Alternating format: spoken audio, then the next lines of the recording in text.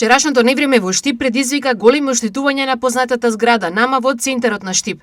Оштетени се голем дел од фасадниот, но и кровниот дел од зградата, која некогаш беше трговски символ во градот. Вчера попладне на ова место летаа делови од кровот, фасадата и прозорците, а настрада и столетното дрво кое беше неодменлив декор на зградата кај некогаш популарниот кафе објект Сквер. Силниот ветер вчера конечно ја откри и слабоста на овој објект граден пред 50 на години, бидејќи труло се покажа на сите страни. Паѓаа даски, греди, стакла и друг некогашен градежен материјал, а ризикот отворено присутен е и сега поради што итно реагираа и од општина Штип.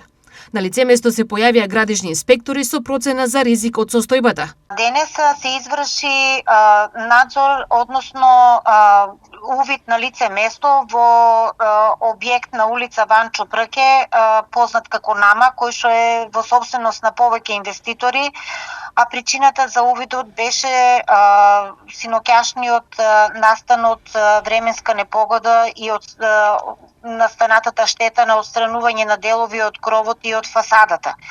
Нашата цел беше да ги превентивно известиме инвеститорите и собствениците на поедините делови на објектот да вршат тековно инвестиционо одржување кое е обврска согласно одредбите од Законот за градење. Општина Штип најверојатно ќе изврши едно оградување чисто заради заштита додека не се преземат мерки за обновување на оштетените делови, а бидејќи тоа е постапка која оди согласно Законот за градење и потребен подолг временски период, ќе се направи една превентивна заштита за да може да имат инвеститорите и собствениците на деловите на посебните делови на објектот да имат време да обезбедат техничка документација.